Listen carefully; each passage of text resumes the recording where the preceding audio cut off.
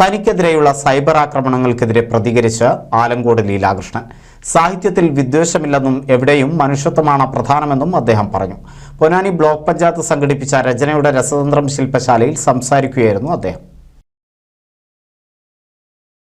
Ponnani block panchayat കുട്ടികൾക്കായി സംഘടിപ്പിച്ച രചനയുടെ രസതന്ത്രം ശില്പശാലയിൽ കഥ പറഞ്ഞു തുടങ്ങിയാണ് വിവാദ പരാമർശങ്ങൾക്ക് സാഹിത്യകാരനും കവിയുമായ ആലങ്കോട് ലീലാകൃഷ്ണൻ മറുപടി പറഞ്ഞത്.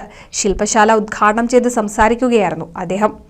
വിഭാഗീയതയോ വർഗീയതയോ സാഹിത്യത്തെ ഒരു തരത്തിലും ബാധിക്കില്ലെന്നും ജാതീയതയുടെയും വർഗീയതയുടെയും ഉൾപ്പേരുകൾ അനുഭവിക്കുന്നത് വരുന്ന തലമുറയിലെ കുട്ടികളാണെന്നും അതാണ് ഇസ്രായേലിലും പലസ്തീനിലും സംഭവിക്കുന്നതെന്നും അതിവിടെ ഉണ്ടാകരുതെന്നും അദ്ദേഹം പറഞ്ഞു.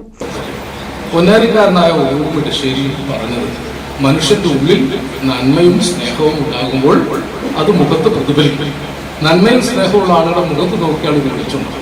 ആ വെളിച്ചമാണ് സൗന്ദര്യം, അല്ലെ? വെറുപ്പും തിന്മയും പ്രചരിപ്പിക്കുന്നവരുടെ മുഖത്ത് നോക്കിയാൽ ആ വെളിച്ചം ഉണ്ടാവില്ല. ഇരുണ്ട മുഖമായിരുന്നു. അതാണ് അസൗന്ദര്യം. ഇത് പഠിപ്പിച്ചതാണ് പൊന്നാനിയുടെ സംസ്കാരം. ജാതിയല്ല, മതമല്ല, വർണ്ണമല്ല, വർഗമല്ല, മനുഷ്യത്വമാണ് സൗന്ദര്യം. അതിനാണ് സാഹിത്യം. ഇപ്പൊ സാഹിത്യം വിഭാഗീയതകൾക്ക് അതീതമാണ്. വിഭാഗീയതയോ വർഗീയതയോ സാഹിത്യത്തെ ഒരു കാലത്തും തൊട്ട് തീണ്ടിയിട്ടില്ല. അങ്ങനെ കൊണ്ടുവന്നാൽ തന്നെ അത് സാഹിത്യത്തിൽ നിലനിൽക്കില്ല. അതാണ് സവിശേഷത.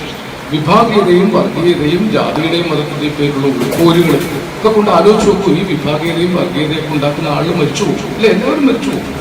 പക്ഷെ അവർക്ക് ശേഷം വരുന്ന കുട്ടികൾ ഈ വിഷം വിതച്ചതിന്റെ ഭാഗമായിട്ട് ഇപ്പോൾ നോക്കൂ, 46-ലും 47-ലും നടന്ന വിഭാഗീയ പ്രവർത്തനങ്ങളുടെ ഫലമായിട്ടാണ് ഇസ്രായേൽ പലസ്തീൻ പ്രശ്നം ഇതുവരെയും പരിഹരിക്കാതെ ലക്ഷക്കണക്കായ കുട്ടികൾ പിടഞ്ഞു മരിക്കുന്നത്. ആ കുട്ടികൾ എന്തെങ്കിലും തെറ്റിയിരുത്തല്ല. പണ്ട് നൂറ്റാണ്ടിൽ ആരോ വിതച്ചിട്ട വർഗീയതയുടെയും വിഭാഗീയതയുടെയും വംശീയതയുടെയും വിത്തുകൾ പിടഞ്ഞു പുകഞ്ഞാണ് ഈ ഒന്നും അറിയാത്ത കുട്ടികൾ പിടഞ്ഞു മരിക്കുന്നത്. നമ്മുടെ നാടും അങ്ങനെ ആവരുത് എന്നൊരു പ്രാർത്ഥന കൊണ്ടാണ് ഞങ്ങളൊക്കെ ഇങ്ങനെ ചില കാര്യങ്ങളൊക്കെ പറഞ്ഞുകൊണ്ട് കിടക്കുന്നത്. ഇപ്പൊ അതും പ്രയാസമുള്ള കാലമാണ്. ഇത് പറഞ്ഞാലും ബുദ്ധിമുട്ടാണ്. അല്ലാതെ നമുക്കാർക്കും ഒരു മതത്തോടോ ഒരു വിഭാഗത്തോടോ ഒരു മനുഷ്യനോടോ വിദ്വേഷം എന്നൊരു സാധനം ജീവിതത്തിലില്ല. കാരണം സാഹിത്യകാരന് വിദ്വേഷം സാധ്യമല്ല. സാഹിത്യത്തിൽ എന്തേ ഉള്ളൂ? സ്നേഹമേ ഉള്ളൂ. സ്നേഹമാണ് സാഹിത്യം. NCV news, Edappal. 1000 വിവാഹങ്ങൾക്ക് ഒരേ ഒരു ബ്യൂട്ടി.